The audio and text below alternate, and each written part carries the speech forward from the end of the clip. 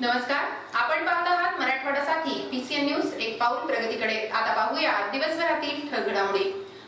राष्ट्रवादी काँग्रेसच्या आजच्या वैचारिक मंथनातून येणाऱ्या काळात दादांच्या नेतृत्वाखाली एक नंबरचा पक्ष करूया असं आवाहन राष्ट्रवादी काँग्रेसचे नेते आणि कृषी मंत्री धनंजय मुंडे यांनी केलंय। मित्र कोण शत्रू कोण हे गणित कळलं नाही ही कविता बोलत धनंजय मुंडे यांनी अजितदादा पवार यांच्याबद्दल कृतज्ञता व्यक्त केली।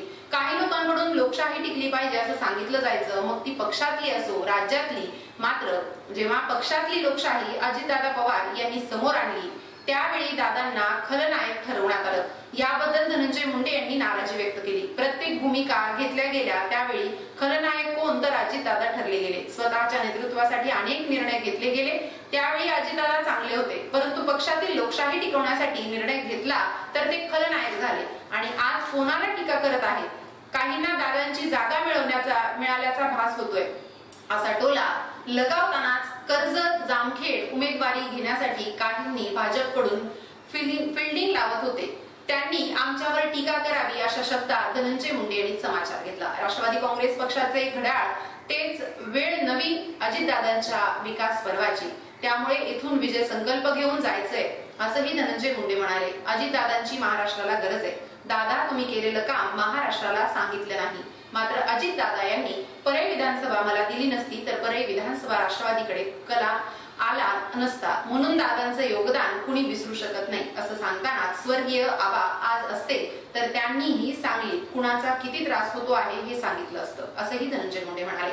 दादांच्या समोर महाराष्ट्राचा विकास आहे, त्यांच्याकडे दूरदृष्टी आहे। आपल्याकडे कोहिनूर हिरा असताना आपण बॅकफूट जायचं नाही तर आज छत्रपती शिवाजी महाराजांच्या राजधानीतील शिबिरातून फूटवर येऊन काम करावं आहे असा आशावाद कार्यकर्त्यांमध्ये धनंजय मुंडे यांनी भरलाय।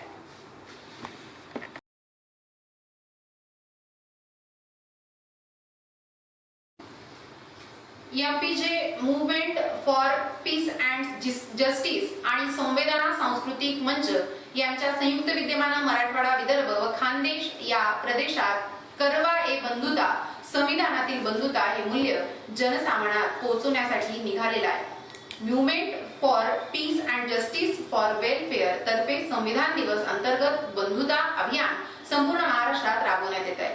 या प्रवासात साथी मयूर येवले, आमिर काजी, अनुराधा नारकर, सुशांत इंगळे, सिद्धेश सूर्यवंशी, संतोष गायकवाड ही मंडळी मुंबईतून बंधुत्वाचा संदेश घेऊन निघालेली आहेत। या अंतर्गत आज परळीत करवा ए बंधुताचा सकाळी 10 वाजता आगमन झालं आणि परळीत विविध ठिकाणी कार्यक्रमांचं आयोजन करण्यात आलं। या अंतर्गत परळीचे एमपीजे पदाधिकाऱ्यांनी कारवांचे स्वागत केलं व पहिला कार्यक्रम दिल्ली वर्ल्ड पब्लिक स्कूल येथे परळी येथे घेण्यात आला। विविध गीत नाट्य संगीत करून मुलांमध्ये संविधान सोप्या स्वरूपात पोहोचवण्यात आला। यावेळी शाळेचे मुख्याध्यापक विठ्ठल के तुपे सर यांनी सर्वांचा स्वागत करत शाळेत पूर्ण नियोजन केलं। त्यानंतर कारवा राजस्थान पोद्दार लर्न स्कूल मध्ये दाखल झाला। इथेही विविध कार्यक्रम घेण्यात आले आणि संविधानानं दिलेली बंधुता, समानता व प्रेम वर गीत प्रस्तुत करून विद्यार्थ्यांना संदेश देण्यात आला। यावेळी विद्यार्थ्यांनी उत्साहित होत मुख्याध्यापक धीरज बाहेती सरांनी कारवांचा स्वागत केलं व सर्व शिक्षक वर्गानं परिश्रम घेतलं। कारवांचा तिसरा पडाव मिलिया माध्यमिक उच्च माध्यमिक विद्यालय परळी येथे होता। मुख्याध्यापक अब्दुल अजीज सरांनी कारवांचं स्वागत केलं व विविध कार्यक्रम घेण्यात आले। याच प्रकारे परळीच्या राणी लक्ष्मीबाई टावर व मुंडा मैदान परळी आणि नेहरू चौक तळवर विविध कार्यक्रम घेऊन संविधानावर पटनाट्य व गीताच्या माध्यमातून जनजागृती करण्यात आली।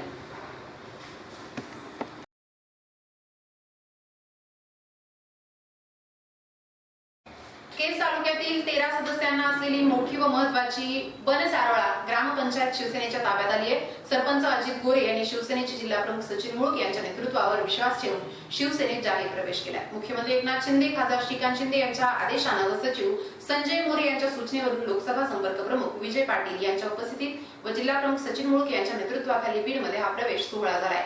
यावेळी बोलताना सचिन मुळक म्हणाले, केज तालुक्यात शिवसेना कुणाला कमी नाही, आमच्या सोबत आल्यास खंबीर साथ आणि पाठबळ देणार आहोत अशी ग्वाही श्री मुळक यांनी दिली। शिवसेनेचे विधानसभा प्रमुख दादासाहेब ससाने, डॉक्टर संतोष बुडूक, दत्ता काकडे यांच्यासह शिवसेना पदाधिकारी शिवसेना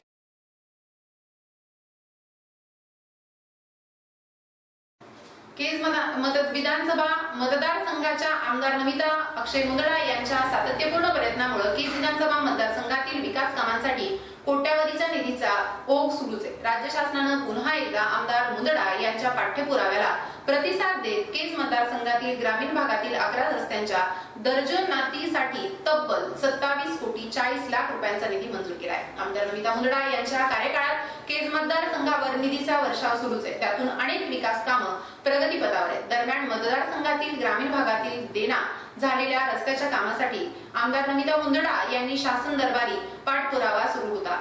पुन्हा एकदा आमदार मुंदडा यांच्या मागण्यांची दखल घेत राज्य शासनानं मुख्यमंत्री ग्रामसडक योजनेच्या दुसऱ्या टप्प्यात संशोधन व विकास अंतर्गत केज मतदारसंघाच्या रस्त्यांच्या दर्जनोतीसाठी 25 कोटी 23 लाख रुपये व 5 वर्षाच्या दुरुस्ती देखभालीसाठी 2 कोटी 17 लाख रुपये असा एकूण 27 कोटी 40 लाख रुपयांचा निधी मंजूर केलाय. मतदारसंघाच्या ग्रामीण भागातील रस्त्यांसाठी निधी उपलब्ध करून दिल्याबद्दल मुख्यमंत्री एकनाथ शिंदे, उपमुख्यमंत्री देवेंद्र फडणवीस, उपमुख्यमंत्री अजित पवार, ग्रामविकास मंत्री गिरीश महाजन, भाजपच्या राष्ट्रीय सचिव पंकजा मुंडे, बीडच्या खासदार प्रीतम मुंडे यांचे आमदार नमिता मुंदडा यांनी आभार मानले.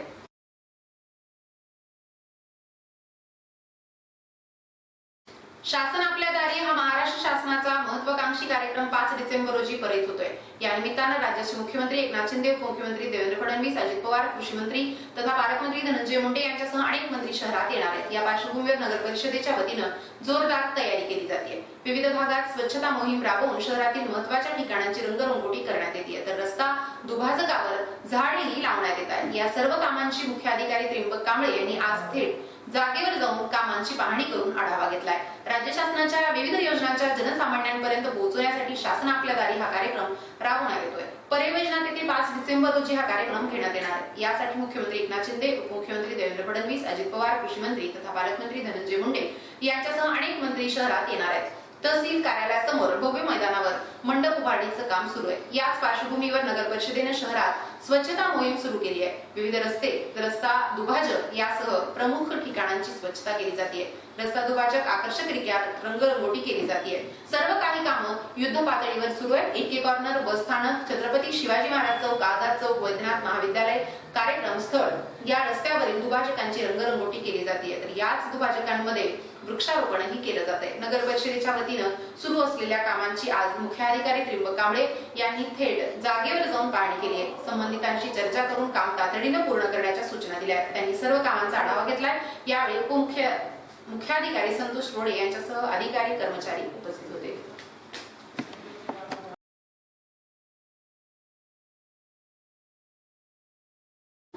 बीड जिल्ह्यातील जिल्हा रुग्णालयासह अधीनस्थ इतर 17 अशा एकूण 18 आरोग्य संस्थांच्या इमारतीमध्ये अग्निरोधक यंत्रणा उभारण्यासाठी शासनानं अंदाजपत्रक मागवली आहेत खरी, परंतु त्यानुसार जिल्हा आरोग्य प्रशासनानं शासनाला 24 कोटी 39 लाख रुपयांचं अंदाजपत्रक पाठवून 1.5 वर्ष उलटूनही निधी देण्याबाबत शासन स्तरावरून कुठलीही हालचाल करण्यात आली नाही. विशेष म्हणजे सरकार स्वतःच्या जाहिरातीसाठी शासन आपल्या दारी कार्यक्रमासाठी जिल्हा नियोजन समितीमधून कोट्यावधींचा खर्च करत असताना अग्निरोधक यंत्रणेसाठी दमडीही खर्च करायला तयार नाही. भंडारा आणि अहमदनगर जिल्ह्यातील रुग्णालयांना लागलेल्या आगीच्या दुर्घटनांचे शासन वाट पाहत आहे का, असा प्रश्न सामाजिक कार्यकर्ते तथा मुख्य प्रचारक प्रमुख बीड जिल्हा माहिती अधिकारी कार्यकर्ता महासंघ डॉक्टर गणेश ढवळे, लिंबा गणेशकर यांनी जिल्हाधिकारी, जिल्हा शल्यचिकित्सक, जिल्हा रुग्णालय बीड यांच्या मार्फत मुख्यमंत्री, प्रधान सचिव, आरोग्यमंत्री सचिव, सार्वजनिक आरोग्य मंत्रालय मुंबई यांना विचारलं असून तातडीनं निधी उपलब्ध करून देण्यात यावा यासाठी आंदोलनाचा इशारा दिला.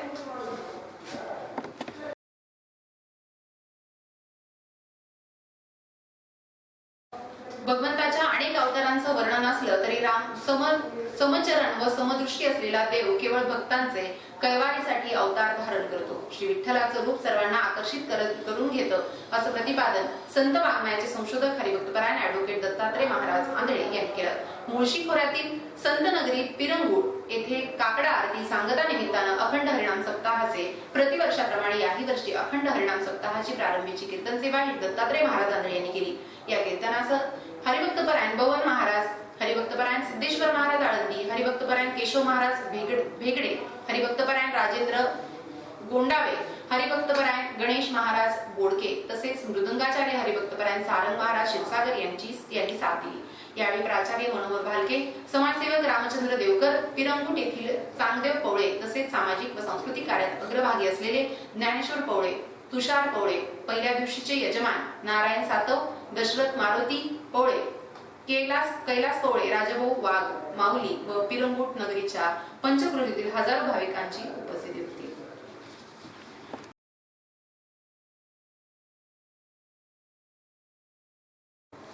भारतीय नरहरी सेनेच्या महिला आघाडी मराठवाडा अध्यक्षपदी निवड झाल्याबद्दल व इंटरनॅशनल फिल्म फेस्टिवल गोवा येथे विजया दहिवाळ सहनिर्मित यशोदा व मराठी लघु फिल्मची निवड झाल्याबद्दल परळीतील सोन्या चांदीचे प्रसिद्ध व्यापारी सुवर्णकार समाजाचे ज्येष्ठ नेते माजी नगरसेवक अरुण शेठ टाक व सौ लीला टाक यांनी सत्कार केला. ज्येष्ठ स्वातंत्र्य सेनानी दत्तात्रय दहिवाळ गुरुजी यांच्या कन्या विजया दहिवाळ यांची भारतीय नरहरी सेनेच्या महिला आघाडी मराठवाडा अध्यक्षपदी निवड व गोवा येथे नुकतंच संपन्न झालेल्या इंटरनॅशनल फिल्म फेस्टिवल मध्ये विजया दहिवाळ सहनिर्मित यशोदा या मराठी लघु फिल्मची निवड झाल्याबद्दल सर्व स्तरातून अभिनंदन होत आहे. या सत्काराप्रसंगी माजी नगरसेवक अरुण टाक यांनी विजया दहिवाळ यांना पुढील वाटचालीसाठी शुभेच्छा दिल्या आहेत.